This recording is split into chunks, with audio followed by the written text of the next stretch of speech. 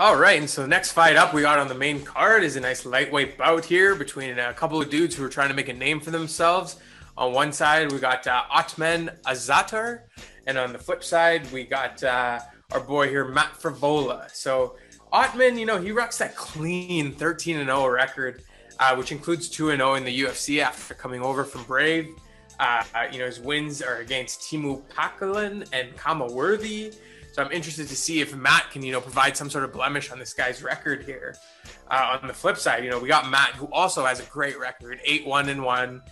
His lone loss in, his career came back in 2018 to Polo Reyes.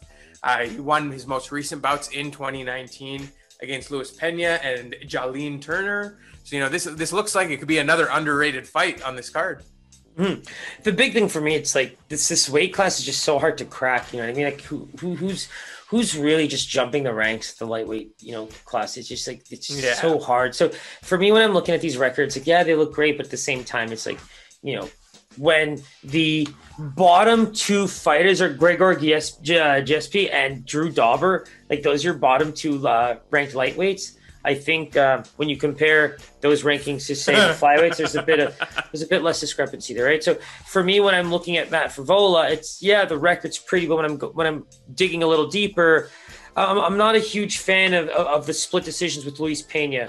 The loss in just about a minute to our boy Polo Reyes. Like that's a 9-7 fighter in the UFC. He dipped a scene a long time ago. So for me, I'm really liking what Ottman's bringing to the table, right? He's everything the UFC dreams of. He's going to try to just knock people into another dimension. That's all he's trying to do when he's in there, right? So for me, I think for Vola, if he's bringing, a mixed up game, try to use that takedown, man. I think for me, it's going to be a tough fight to stand there and strike with this man. I think he's going to absolutely come hard and go hard. When you think about it, the man has never tried to even land a takedown. Like, he only strikes. You know what? I want you to actually try to guess his strikes landed per minute in the UFC. Given what you just said there, I'm gonna go with the high 3. It's 8.43. Oh man, that is insane. Yeah, Ottman brings it at 13-0. 2 minutes and 33 seconds of octagon fight time. That's his average fight time. He's ending these fights in the first round. So, it's not a huge, reflection of, say, his entire career, because he's a huge Brave fighter. Like, he made his name out there, came over to the UFC, 2-0.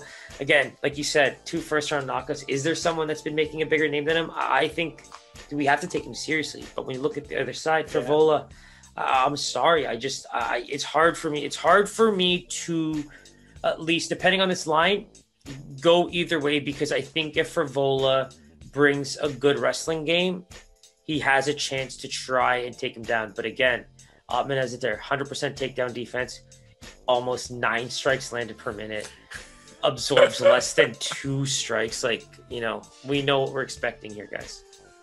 Yeah, for sure. And so, like you mentioned, let's dive right into those lines here. Where do you see this one landing? Ottman minus 350. Ooh, a tad high, which actually, giving all the information you've given here, I do believe that the line should be a little bit bigger, but he's a minus 160 favorite. To be honest with you, I just threw that number up based on everything I was saying, but I actually respect the line, because when I just said, like, if Frevola can actually mix this up and try and get a takedown, I do believe that he should have a pretty good advantage when it comes to the ground game. And so, there's a plus 130 on Frevola here, minus 160 on Ottman. Stay tuned for this one. Given everything you've said here, I really want to lean Ottman here, but let's check those weigh-ins and see where we land.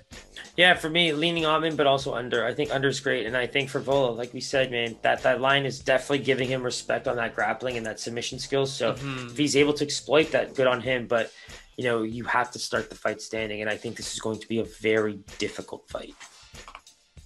So that was an absolute treat. That wraps up UFC 257. Enjoy the card this weekend, guys. It's going to be a real treat. If you haven't already, hit that subscribe, hit that bell button. Make sure you give us a follow on Instagram, Twitter. All our information is below. And yeah, it's going to be a good one. Anything else you want to touch on, Siraj? Happy birthday to the GOAT. Peace. Later, guys.